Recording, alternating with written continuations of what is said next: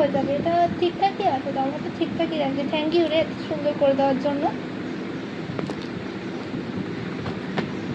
এটা আমি নিয়ে যাবো বাড়িতে। আর শোন না, বলছি যে তোর ফোন দিয়ে আমার মাকে একটা কল করতে দিবি, কারণ হচ্ছে আমার ফোনে তো রিচার্জই শেষ হয়ে গেছে। এই নে দে। Thank you.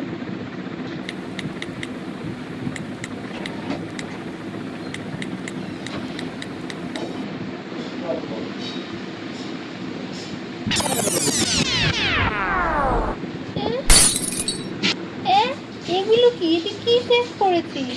কেন? মানুষের নম্বর। তারপরে স্কুলের সামনে প্রিন্ট আউট। কি এগুলো?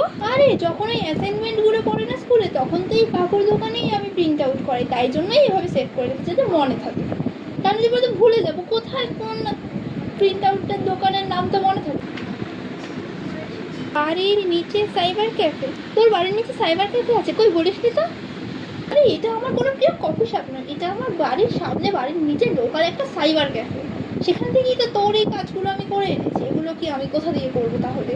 সেখান দিয়েই করেছি। ভালো, খুব ভালো কাজ করে। নাম্বারটা নিবি? তুই নিয়ে নে। মৌ বিএফএফ আবার রূপসা স্কুল একসাথে এত নাম, এটা কি? আরে ও তো আমার বেস্ট ফ্রেন্ড, শুধু নামটা একটু অ্যাডভান্স। কি বলতো আসলে ব্যাপারটা হয়েছে, মানে ও আমার বেস্ট ফ্রেন্ড, তাই আমার নাম, তারপরে বিএফএফ, তারপরে ওর নামটা লিখে পাশে স্কুল লিখে দিয়েছি, কারণ তোমার স্কুলের বেস্ট ফ্রেন্ড। আমার মানে অন্য জায়গায় তো অন্যান্য বন্ধু আছে, স্কুলের বেস্ট ফ্রেন্ডটা এটা যাতে মনে থাকে তার জন্য লিখেছি। বুঝতে পারছিস আমি সব একটু ভুলে ভুলে যাই তো, তাই এভাবে সেভ করতেই হবে। আর ও তো নাম ঠাম দিয়ে সেভ করলে কার একই নামে কত মানুষ থাকে, তাই আমি ওভাবে করি না বাবা। আমার তো রূপসা নামে 3 জন বন্ধু আছে, আমি তাই জন্য আলাদা করার জন্য এভাবেই লিখেছি। কি করবো? স্বস্তিকা আন্টি হিঙের ডিব্বা, এটার মানে কি? স্বস্তিকা আন্টিকে হিঙের ডিব্বা বলছিস কেন তুই? এটা কি? এটা আর কেউ নয়, আমার ইংলিশ ম্যাম। উনি যখন ক্লাস করাতে আসতো মুখ থেকে কি বাজে গন্ধ বেরোতো। কি করবো, তাই জন্য এরকম নাম রেখে দিয়েছি। এটা তো আমরা মজা করে ওনাকে বলতাম। আর আমি ভাবলাম নামটা যখন রাখবো একটু মজা করে রাখি, একটু ফানি, ব্যাপারটা একটুখানি ফানি হতে হবে না? আমি তো আবার ফান খুব পছন্দ করি, তুই জানিস। যাক, এতক্ষণে কিছু নর্মাল নাম দেখলাম। তুই যা সমস্ত সেভ করে রেখেছিস কি আর বলবো।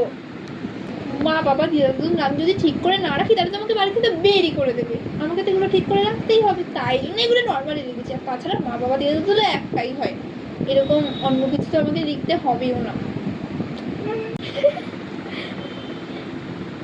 কিন্তু এটা কি? দিয়া 2, পিয়া 3, আবার হিয়া 4, মানে পিয়া 100। এটা কি? তুই একটা মানুষের কটা নাম্বার সেভ করিস?